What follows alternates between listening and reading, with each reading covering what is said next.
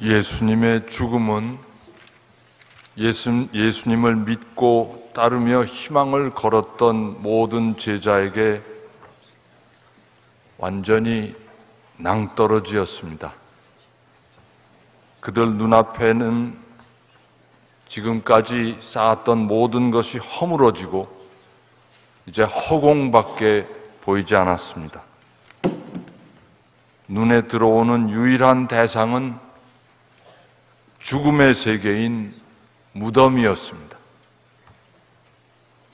그나마 그 무덤을 찾아 나선 이는 여인들 뿐이었고 12 제자는 무덤에조차 가지 않았습니다.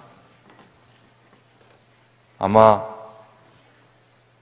그 죽음의 세계, 망각의 세계, 암흑의 세계에 다가가기 싫었을 것입니다. 무덤은 자신들이 그동안 예수님과 함께 맛보았던 행복의 끝을 의미했습니다. 예수님이 보여주셨던 가슴 뿌듯한 하느님의 나라, 그분과 함께 나누었던 모든 꿈이 송두리째 사라짐을 의미했습니다. 예수님의 무덤은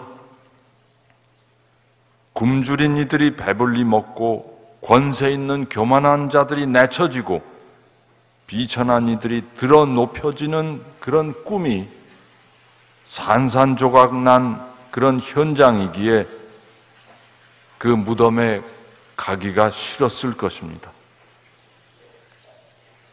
무덤을 찾아간 여인들도 슬픔과 절망 속에서 예수님께 마지막 작별 인사를 드리고 예를 갖추기 위해서 그 시신에 향료라도 발라드리러 갔던 것입니다. 그런 여인들에게 놀라운 소리가 들려왔습니다. 그분께서 갈릴레아에 계실 때에 너희에게 무엇이라고 말씀하셨는지 기억해 보아라. 기억해 보아라. 사람의 아들은 죄인들의 손에 넘겨져 십자가에 못 박히셨다가 사흘 만에 다시 살아나셔야 한다고 말씀하셨다. 그리고 여인들은 예수님의 말씀을 기억해내었습니다. 예수님께 대한 기억은 여인들에게 힘을 불어넣었습니다. 기억으로 생기를 되찾은 여인들은 사도들도 움직이게 하였습니다. 기억은 제자들을 좌절해서 다시 일어서게 하였습니다. 주님은 우리가 기억을 잃지 않기를 원하셨습니다. 주님은 제자들이 당신의 순환과 죽음에 대한 기억을 잃지 말라고 빵을 쪼개어 당신 몸이라고 나누어 주셨고 포도주를 돌리며 당신 피라고 마시게 하셨습니다.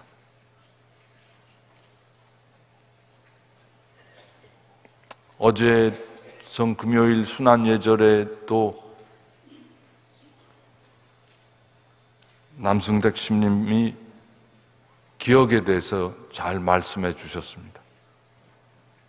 기억은 어제도 오늘도 역사 속에 끊임없이 일하시는 하느님의 구원과 우리를 연결시켜주는 고리입니다. 기억은 우리 안에 2000년 전의 예수님과 오늘 살아계시는 예수님을 결합하는 관문입니다. 그리고 기억은 과거와 미래를 잇는 통로입니다. 기억은 과거에 우리 인간들의 오류를 수정하여 더 나은 미래를 만들기 위한 기준치가 됩니다.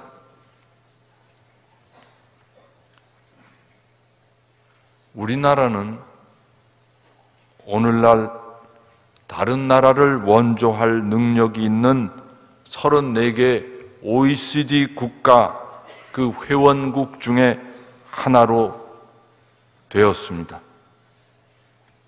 오늘의 이러한 자리는 과거 이 땅에 우리 선조와 선배들의 헤아릴 수 없는 많은 인고와 희생의 세월이 있었기에 가능했습니다. 우리는 일제강점기 빼앗긴 들의 봄이 오길 기다리며 온몸으로 항거한 이들, 재산을 수탈당하고 자유를 빼앗기며 강제 노역에 끌려간 수많은 100만 명이 넘는 분들, 몸과 마음을 짓밟히며 인생을 도륙당한 여성들,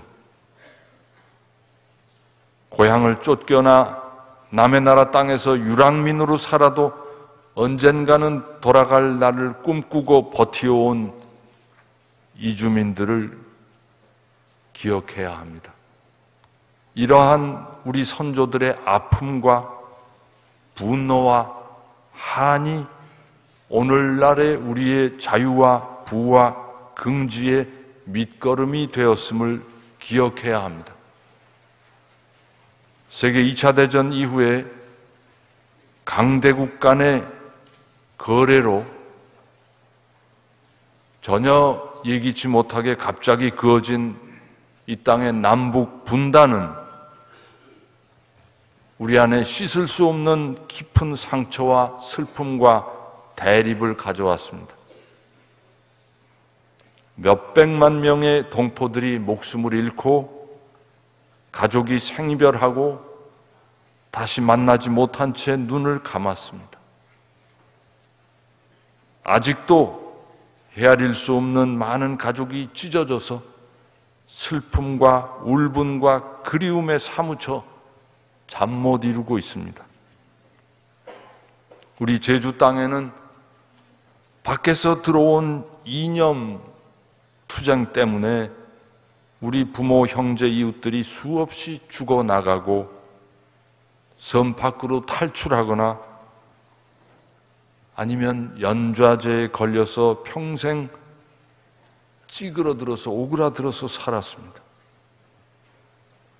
오늘도 계속되고 있는 우리 역사의 어두움과 그늘을 우리는 망각하거나 외면하지 말고 생생히 기억해내야 합니다. 그래야 이러한 비극을 하루빨리 종결하고 다시는 되풀이하지 않을 것입니다. 어떤 이들은 우리가 다른 나라에 비해서 비교적 단기간에 산업화와 민주화를 성공적으로 이루었다고 자랑스럽게 말합니다. 그러나 군사 독재 시절 얼마나 많은 이들이 폭행과 고문, 협박과 억압에 짓눌리며 자유와 인권을 박탈당하고 학자들도 언론도 모두 침묵을 강요당하는 가운데 진실을 밝히려는 이들만 억울하게 종살이를 강요당하는 그런 세월을 보냈습니다. 자유와 진실을 위해 목숨 걸고 싸운 젊은이들, 양심수들 덕분에 오늘 우리는 옛날보다 훨씬 더 나은 자유와 인권을 누리게 되었음을 기억해야 합니다. 이 기억들을 상실한다면 우리는 또다시 그 옛날의 억압과 침묵과 굴종의 세상으로 복귀하는 수모를 겪을 수밖에 없습니다. 국가는 국민을 위해 존재합니다. 국민 한 사람 한 사람이 하느님으로부터 받은 인격과 인권은 이 세상의 어떤 가치보다도 드높고 존엄하고 숭고합니다. 국가는 이 국민의 인권을 지키고 거기에 봉사하기 위해 존재합니다. 그럼에도 역사 속의 구체적인 그 국가들은 자주 국민 위에 군림하고 통치자들은 국민을 자기 권력의 소유나 부속품으로 여깁니다. 이러한 본말의 전도를 바로잡는 것이 민주주의를 앞으로 나아가게 하는 일입니다. 국가가 바로 서고 국가가 저지른 오류 범죄가 시정되려면 시민 한 사람 한 사람이 기억의 끈을 놓지 말아야 합니다.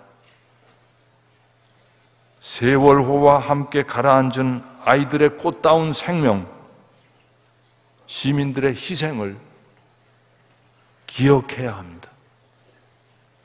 2년이 다 되어가도 아무것도 밝히지 않고 있는 국가의 무책임과 태만을 바로잡으려면 국민 모두가 그날의 충격과 의문과 아픔을 잊어서는 안 됩니다.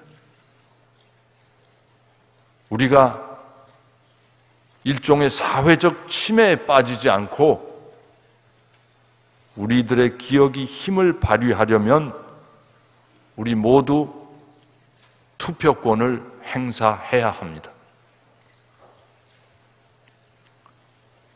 부활하신 예수님은 제자들을 다시 갈릴레아로 오라고 부르셨습니다. 생전에 함께 살고 함께 걷고 함께 하느님 나라를 위해 열정을 불태우던 곳으로 다시 모이라고 부르셨습니다. 악의 권세에 승리하신 주님이 함께 계시니까 분발하여 옛 기억을 되살려서 다시 시작하자고 부르십니다. 우리는 이 예수님께 관한 기억과 함께 우리 선조들, 우리 형제 자매들, 우리 동료들에 대한 기억을 각인하면서 오늘 주님과 함께 이 땅에 새로운 하느님 나라를 세워 나가야 할 것입니다. 주 예수님의 부활을 진심으로 축하드립니다.